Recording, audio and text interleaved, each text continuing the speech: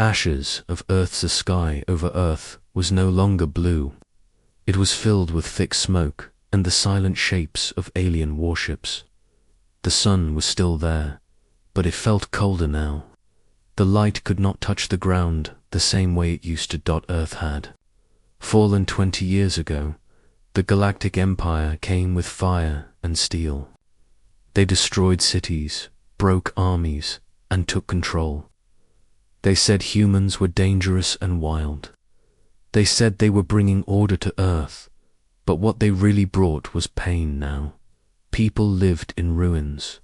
They worked as slaves, digging for metal, fixing machines, and cleaning alien cities. The old governments were gone. The world had become silent, but not empty. Under the broken streets of a dead city, a girl walked with her father. Her name was Lira, only 10 years old. Her hair was short and dirty, and her shoes were full of holes. Her father, Marcus, walked slowly beside her, tired from a full day of work in the mines. They passed a checkpoint. 2 alien guards stood near. A gate, their eyes were black, their armor shining. One of them pointed at Marcus. "Stop," the alien said in a cold voice. Marcus stopped. Lira held his hand tightly. "You were late," the alien said. "I was working overtime." Marcus replied, his voice calm. The alien didn't care. It raised its weapon and hit Marcus in the stomach. He fell to the ground, gasping for breath. Lira screamed. She tried to run to her father, but the other guard grabbed her and pushed her back. "Stay still, human child," it hissed. Marcus didn't fight back. He didn't scream. He just looked at Lira and shook his head slowly. His eyes said, "Don't act, don't speak." The guards hit him again. Then they let him go. Marcus stood up slowly, blood on his mouth. He took Lira's hand again and said, "Let's go." They walked in silence. That night, Lira did not sleep. She sat in the corner of their small room, looking out the broken window at the sky. A patrol ship flew past, lights blinking red. She didn't cry, she didn't feel fear. She felt something else, fire. Something inside her had changed. Her father was still sleeping when she left. She walked through the city, past broken cars and burned signs. The streets were empty at this hour. Only the drones watched from above. She moved quickly through the shadows, heading toward the old subway tunnels. Most people were afraid of what lived down their darkness. Rats, maybe even ghosts. But Lira had heard stories, whispers, stories of fighters, of humans who never gave up. She reached the edge of the tunnel. A rusted sign said, "Metro A9. The entrance was blocked with metal, but she found a small gap and crawled through. The darkness inside was heavy. The air was cold and wet. Her hands touched old stone, dust, and metal rails. But she kept moving.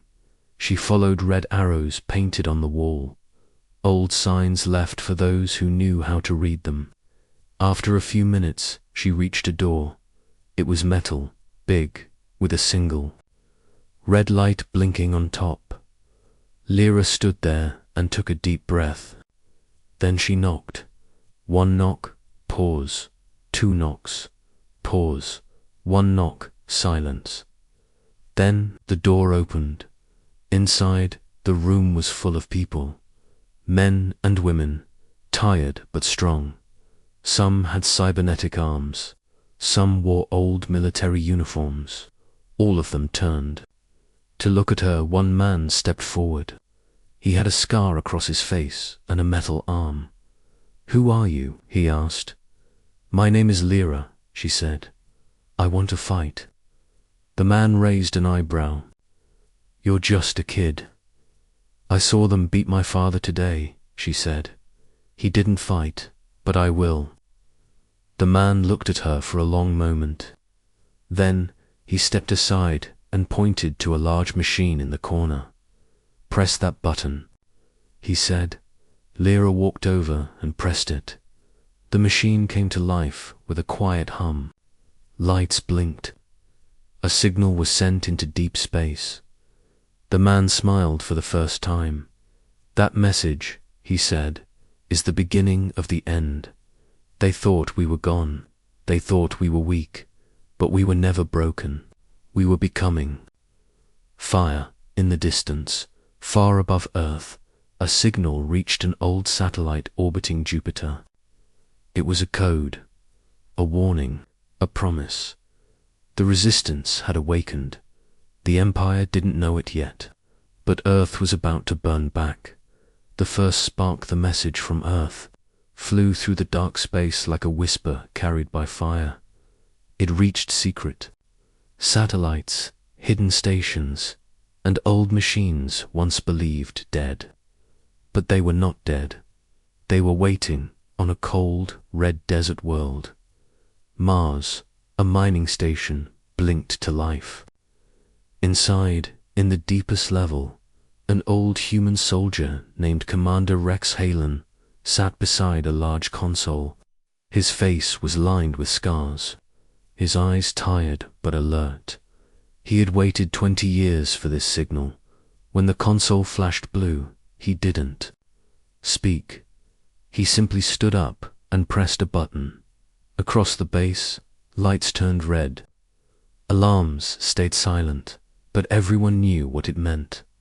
The resistance was no longer hiding. It was time to strike.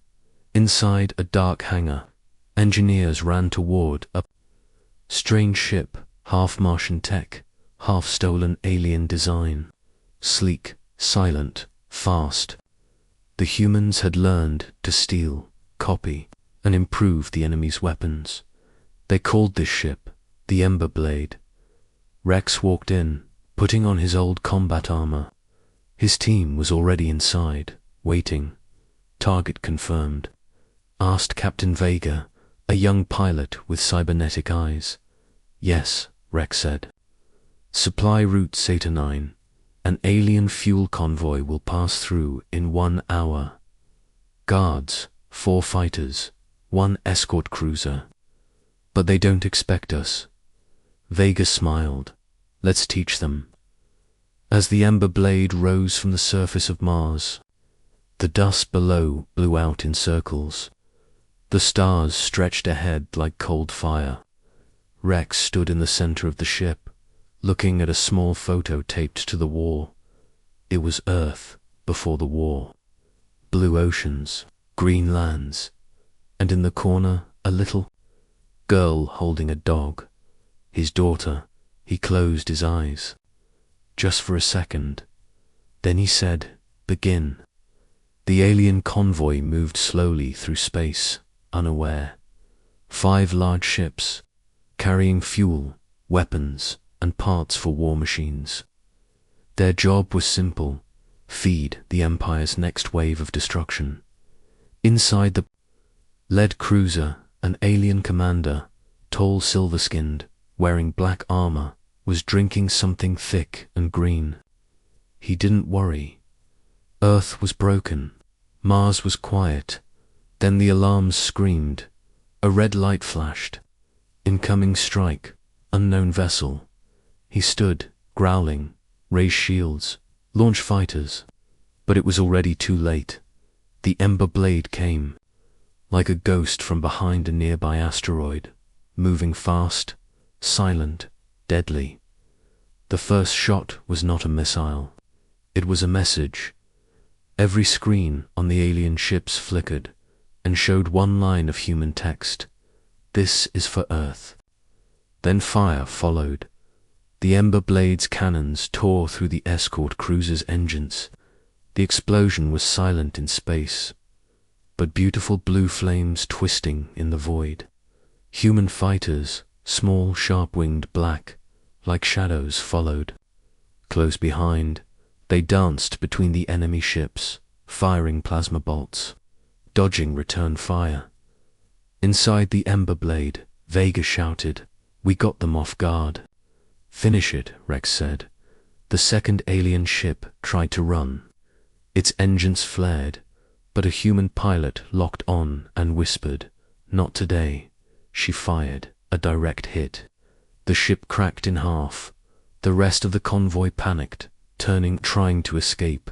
Too late, 10 minutes after the battle began. It was over. Every alien ship was gone, burning wreckage floating near the rings of Saturn. Rex stood silent.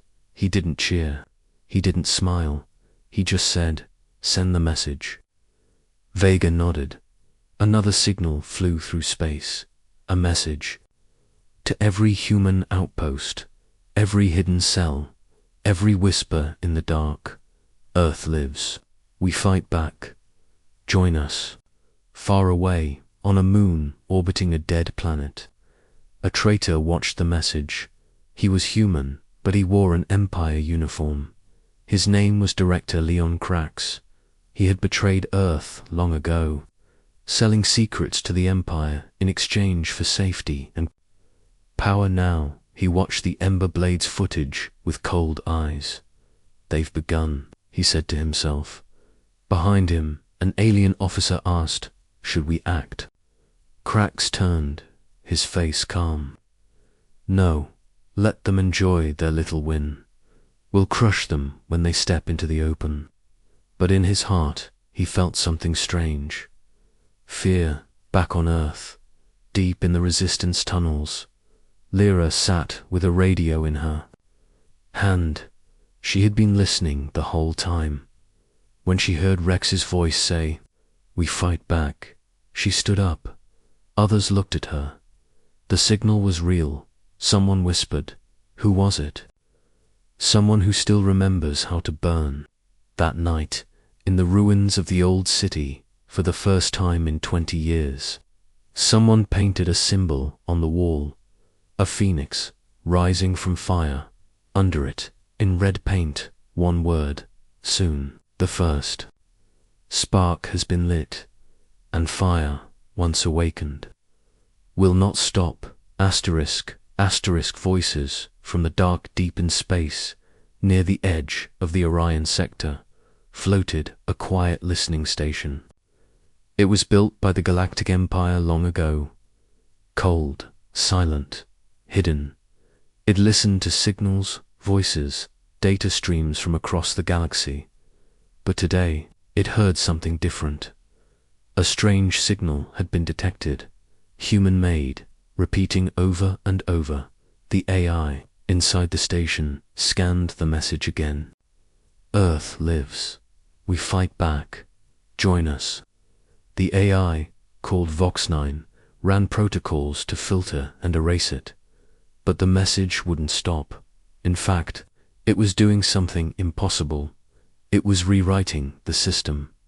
Inside the Empire's high-security communications tower on planet Centaurus Prime, alarms began flashing. "Security breach. Level 4, a voice shouted. Dozens of alien officers ran toward the control room. Screens glitched, then went black. And then, one screen lit up. A human face appeared. Old, worn eyes full of fire. It was Commander Rex Hallen. He looked straight into the camera. "You forgot something about humans," he said. "We never forget. We never forgive." The message cut across the Empire's entire inner network. Military, civilian, even personal comes. Every ship, every base, every screen, and with it came more than just words. It came with images. Earth's cities burning under alien ships. Humans chained and whipped. Children working in factories. Then, scenes of resistance. Fighters launching from Mars. The Ember Blade firing. Alien ships exploding. The Empire's illusion was broken. The people, even the aliens, saw the truth in the capital city of Centaurus Prime. A hunking. Official Admiral Kel Vurox stared at his private screen. His claws trembled. "How is this possible?" he growled. A younger officer replied, The signal. It came from one of our own AIs. Vox 9, that AI is locked, controlled. No system should be able to override it. But it was human code, sir. Kel turned pale. Impossible. He stared at Rex's face, still frozen on his screen. They're not hiding anymore. He whispered, far away. On Earth, deep inside the resistance tunnels, a group of hackers cheered. They were young, wild, brilliant. Their leader, Maya Tran, spun her chair around. We did it, she grinned. They heard us. Lira watched her with wide eyes. You hacked the Empire. Maya laughed. No. I let them hack themselves. All we did was show them a mirror. She leaned forward and said softly, That's the trick, kid. You don't always need guns. Sometimes the truth is enough. But not everyone was celebrating. On a mining planet called Creel, a resistance spy named Juno Reeve was running. She had stolen something. A key file. A map of Empire fleet movements. Now, 6 alien soldiers were chasing her through the tunnels. She ducked under a pipe, rolled over a ledge, and fired blindly behind her. Her gun clicked empty. Cornered, she reached into her jacket and pulled out a small disc. A message recorder. If anyone finds this, she whispered, breathing hard, tell them. They're planning to destroy Earth. It's real. The Emperor gave the order. It's called the Ash Protocol. The sound of boots. Getting closer, Juno smiled sadly. I'll buy you time. She threw the recorder into a chute and ran out with her hands raised in the resistance base. The recorder was found. They listened to Juno's final words. Silence filled the room. Then Maya spoke. They're coming. Rex nodded. We knew it would happen. Now we make sure they regret it. He turned to Lira. You said you wanted to fight. She nodded. Then learn fast. War's no longer coming. It's here. Back at the Empire's capital, panic spread.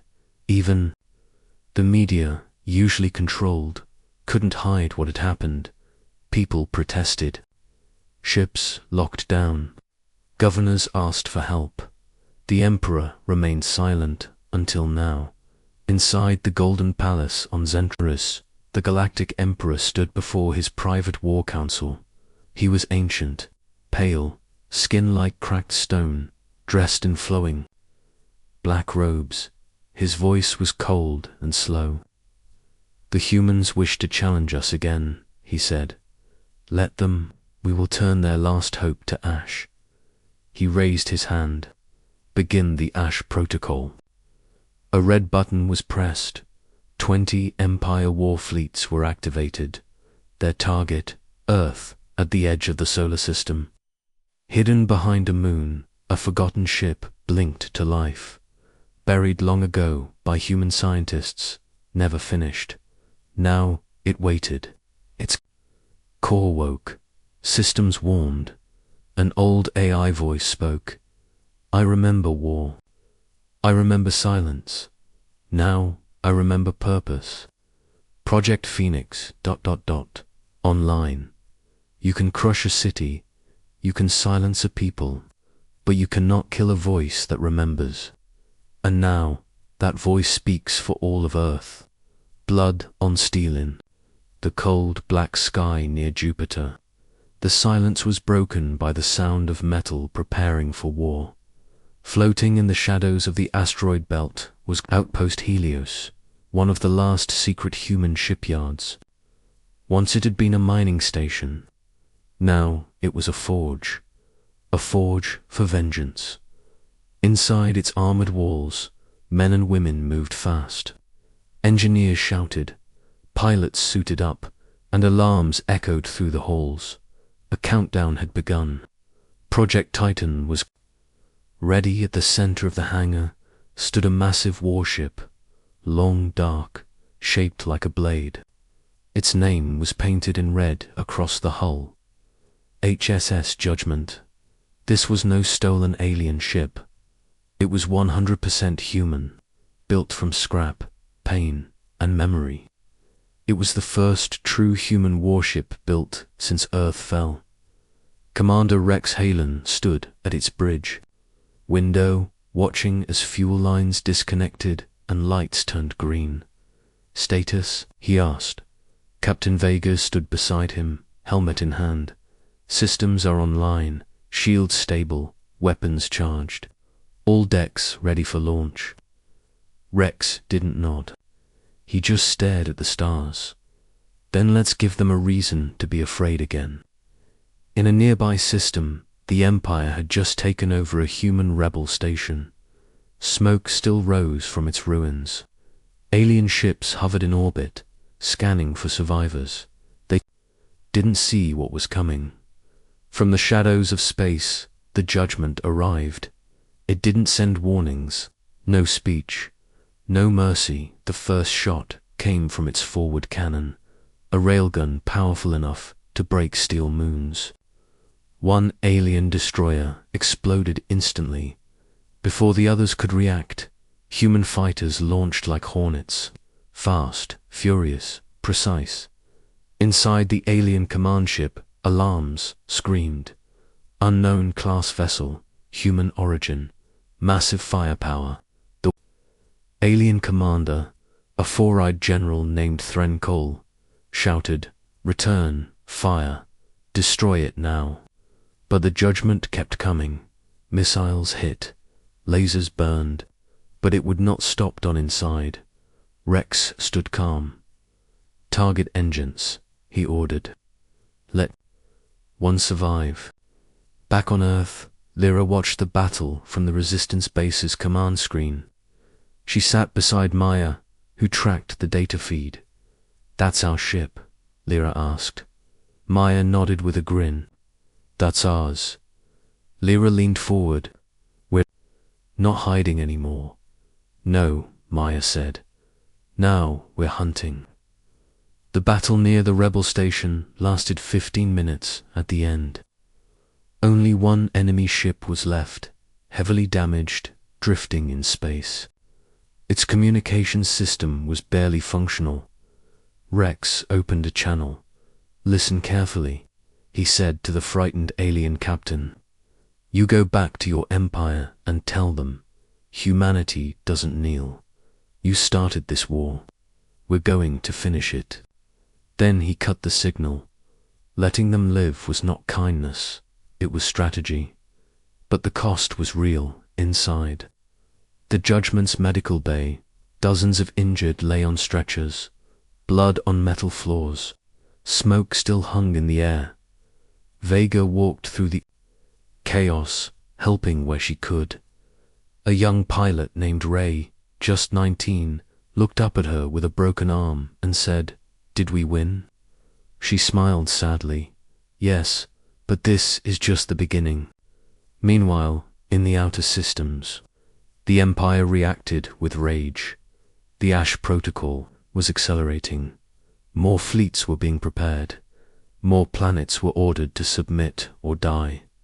The Emperor had sent out his personal fleet, the Black Ring commanded by his most brutal enforcer, General Vark-Thruz, a warlord known for turning rebel planets into ash clouds. His orders were simple: find Earth, burn everything.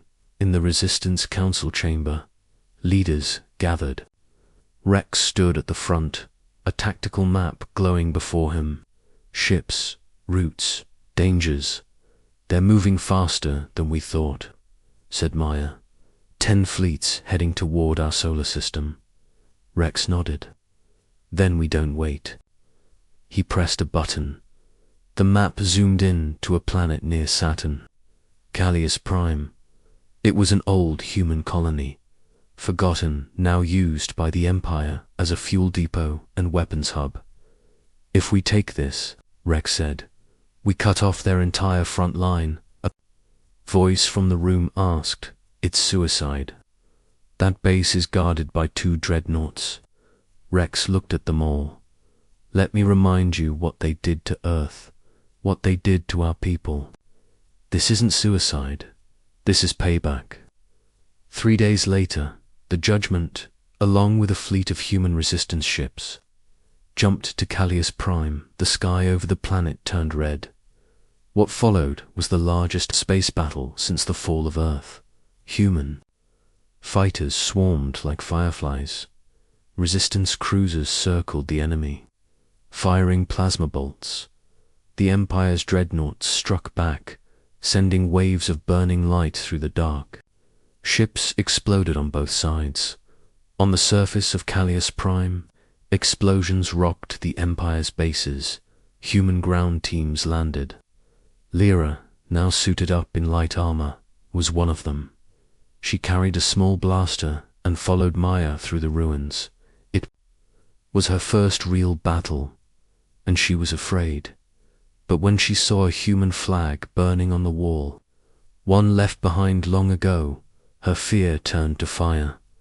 She raised her blaster and moved forward. Above them, in space, the Judgment took a direct hit to its engine. Smoke filled the command deck. Rex stood firm. We hold the line, he said. Even if this ship dies, Earth lives. The ship powered back up, backup systems kicking in. They fired one final shot. It hit the dreadnought's core. A fireball lit up the black sky.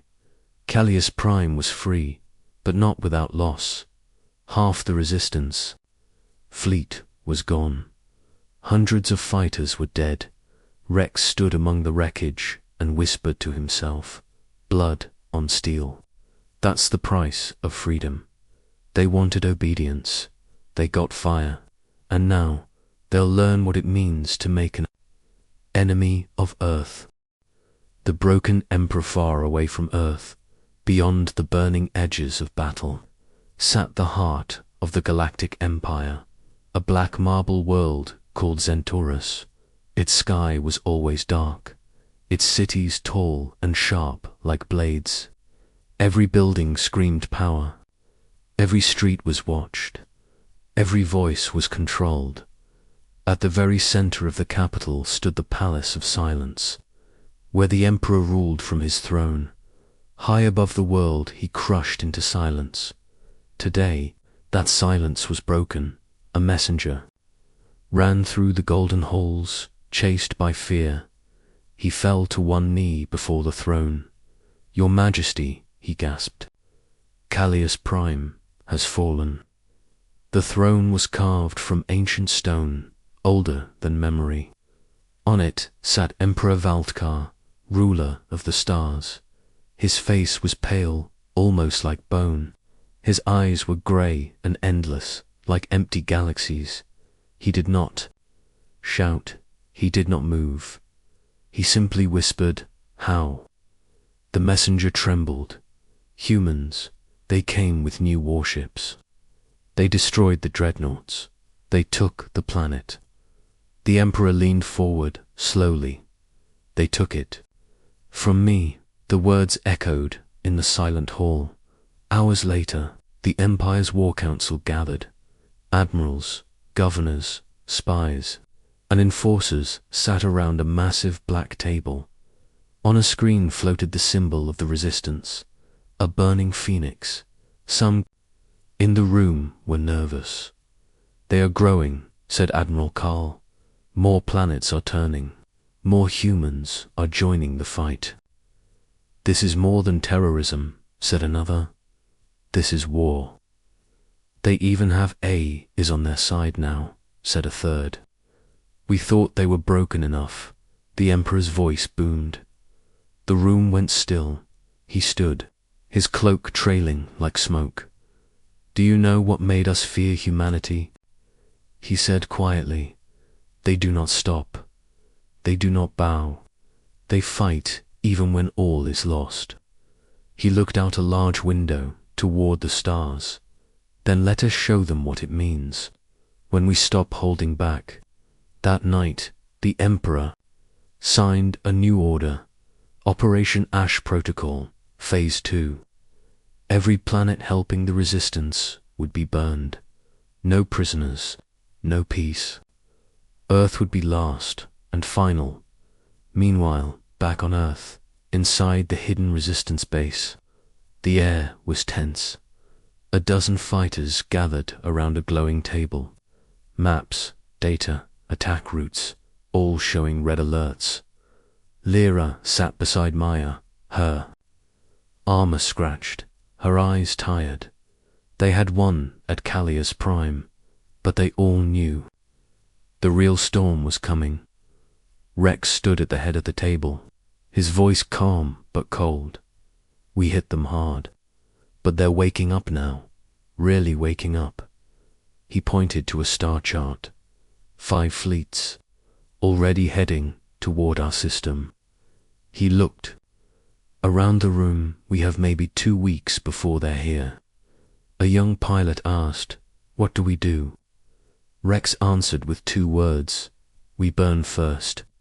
In the asteroid belt, the Judgment floated, half repaired, battle scars still glowing. Engineers worked day and night to fix its engines inside the medbay. Vega sat beside a wounded soldier, her brother. He was unconscious. His leg was gone. She looked at the machine keeping him alive. "I'm going to make them pay for this," she whispered. "All of them." She stood and left. In another dark room, Lira trained.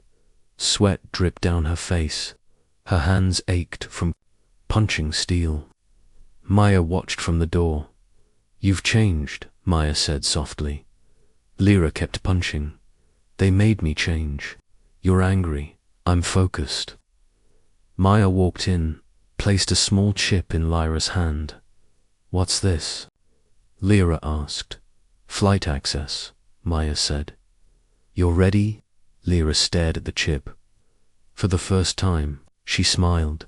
Far across the galaxy, on a moon called Vexa 6, the Resistance launched a secret mission. 3 operatives, skilled, silent, entered an Empire data core. Their goal, steal the coordinates of the Emperor's personal fleet. They succeeded, but only one made it out alive. She uploaded the data from orbit. Seconds before her ship was shot down, the data reached Earth, and everything changed. Back at the Resistance base, Maya pulled the files up on the screen. Her eyes widened. "Oh my God, what is it?" Rex asked. "This fleet isn't just moving toward Earth." She turned to him. "They've built a planet killer." Silence. Rex clenched his jaw. "Where is it?" "Deep orbit. Moving fast. They plan to test it on one of the free colonies." "We hit it first," Rex said. "But it's guarded by the Black Ring," Maya warned.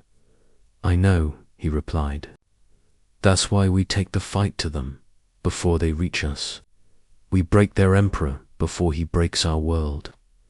Inside the Empire's throne room, the Emperor watched a map. Red points flickered across human space.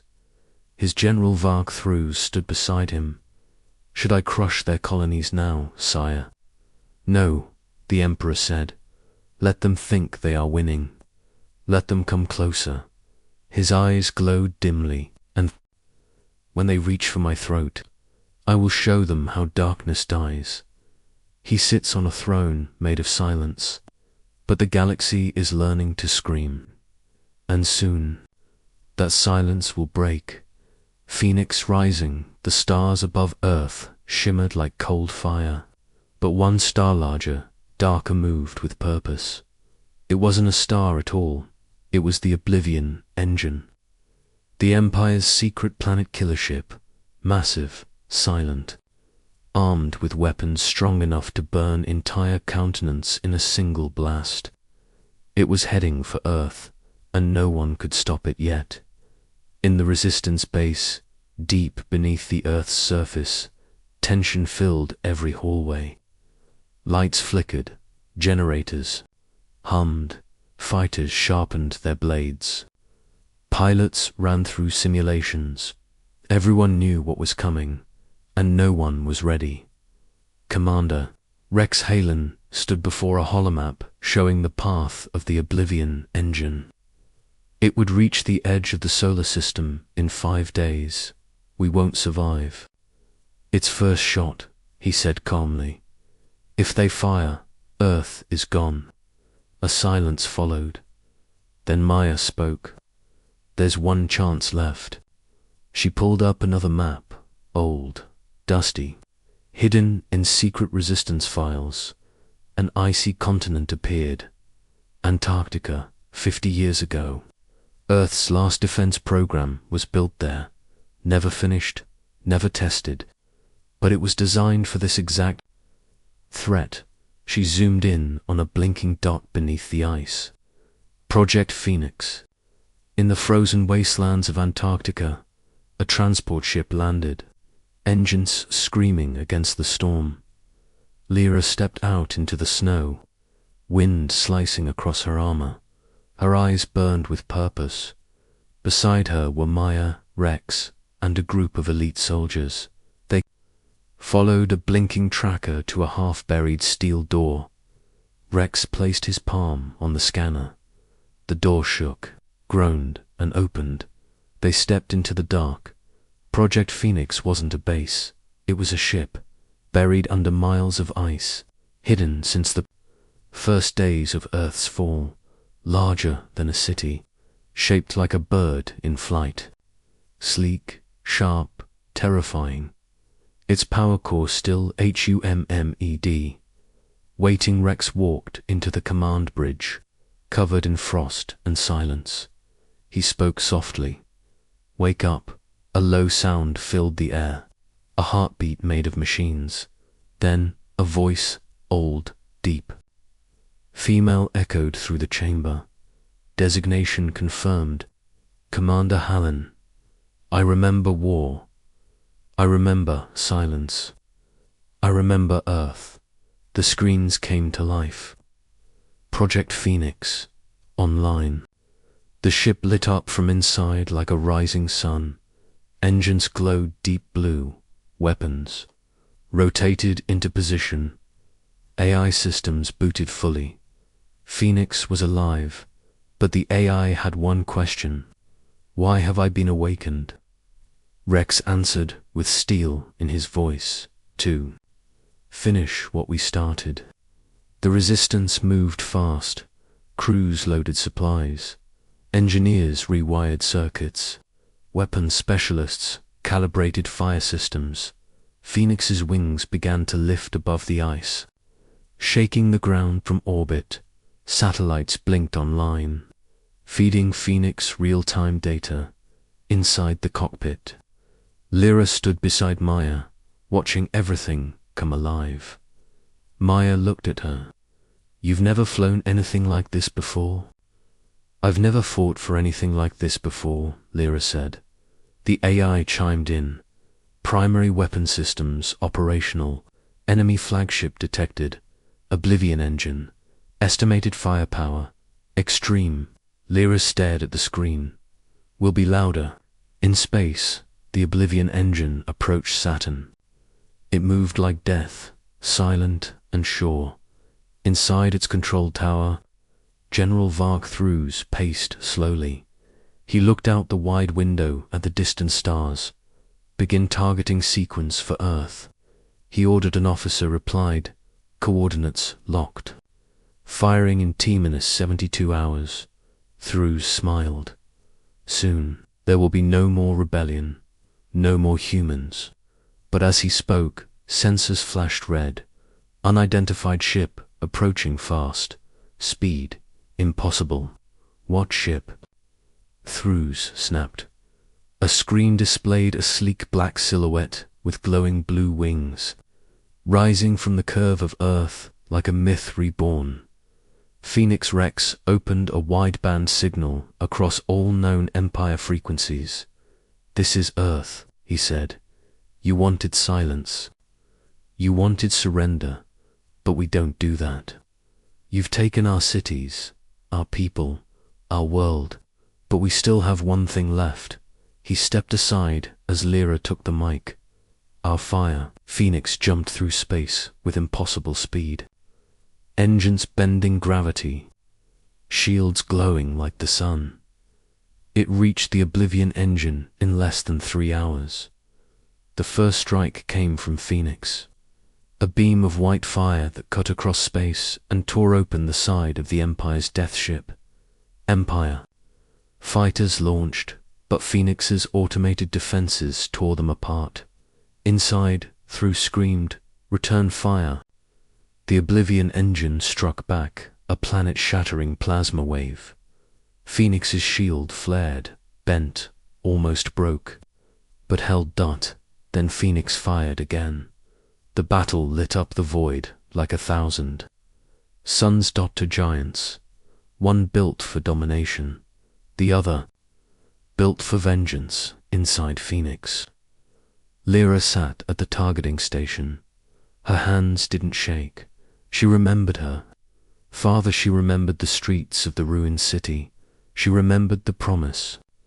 "We don't kneel," she locked on. "We set empires on fire." She fired. A massive core blast slammed into the Oblivion engine's heart. The Empire's super weapon began to crack, bend, then explode from within.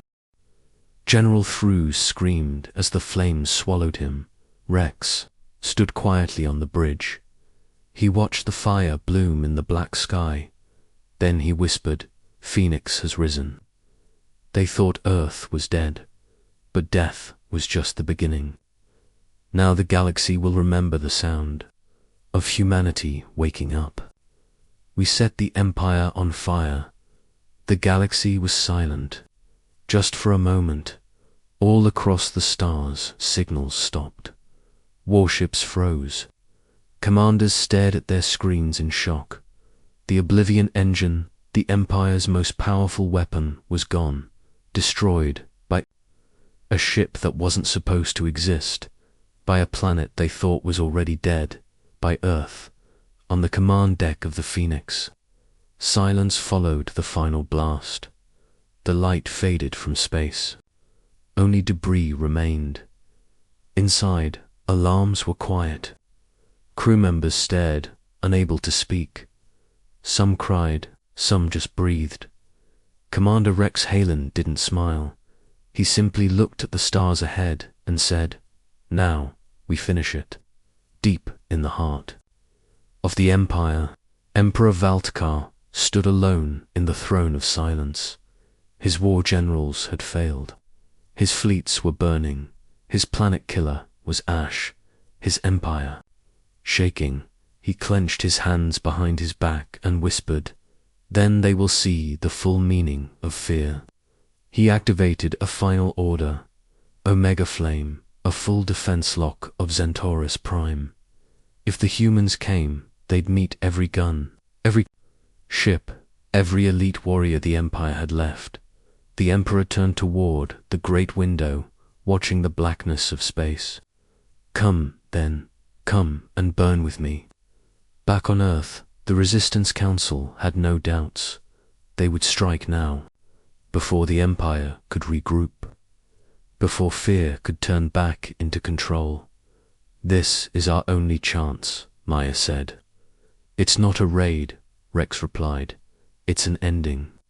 They called every remaining fighter from the moons of Jupiter, from Mars, from underground cities, hidden colonies, rebel cells across the stars. One message was sent to them all: we go to the core. We go to end it. The final fleet launched from Earth, and Phoenix led the way. Thousands of human ships behind it. Old freighters rearmed with cannons. Tiny fighters carrying plasma bombs. Rebuilt alien ships now flying under the burning Phoenix. Flag, each ship carried names painted in red: hope, fury, memory, vengeance, home. As they approached the Centaurus system, the sky turned darker. Empire ships waited more than any human had ever seen. Lines and lines of black cruisers. Defense. Rings. Shield stations. Phoenix powered forward. On the bridge, Lira stood ready. She looked at Rex. You know this could be the end. He nodded. It always was. She smiled. Then let's make it count. The first shot was fired by Phoenix. A blast of pure energy tore through the front line of Empire ships. Then all hell followed. The final battle had begun, in space. Light became fire. Fighters clashed in clouds of smoke. Lasers cut across starfields. Human ships exploded. Alien ships cracked open. It was not a clean fight. It was brutal, loud, desperate. Inside Phoenix, Maya screamed, "Target updates." Lira fired round after round, sweat on her face, rage in her heart. Enemy dreadnought approaching. A voice called, "Out." "Break formation," Rex ordered. "Protect the cruisers." Even as the Phoenix was hit, it didn't stop. It pushed deeper, toward the surface of Centaurus Prime, on the planet. The Emperor watched from his tower. He saw the flames above. He saw his sky falling. And for the first time in centuries, he felt cold. Phoenix broke through the last ring of defense. It dove through the atmosphere like a comet. Rex took the mic. "This is for Earth," Maya added. "For every colony you broke." Lira stepped forward. "For my father." They fired. The final weapon, the stellar core spear, an ancient pulse beam, meant to shatter planetary cores. It struck the Emperor's tower. The sky turned white. The city cracked. Buildings melted. Ships lost power. The ground split. And then silence. Later, when the smoke cleared, the Phoenix hovered over the ashes. No towers, no fleet, no emperor, just silence, but no longer the silence of control. This time, it was peace. A few days later, the remaining human fleet gathered near Earth. Ships floated quietly, scarred and tired. Rex stood before them, a message broadcasting to every system. He looked older now, worn, but undefeated. "This is not the end," he said. "This is our beginning. For too long, we were ruled by fear, by chains, by silence. No more. We have learned something in the ashes of our world, that freedom doesn't come from mercy. It comes from fire." In the background, Lira walked toward the old streets of her city, now being rebuilt. Children ran by. People planted trees. She paused at a wall that once showed a scar from a plasma blast. Now, someone had painted over it, a phoenix, dot rising below it, in bold letters, "We don't." "Kneel,"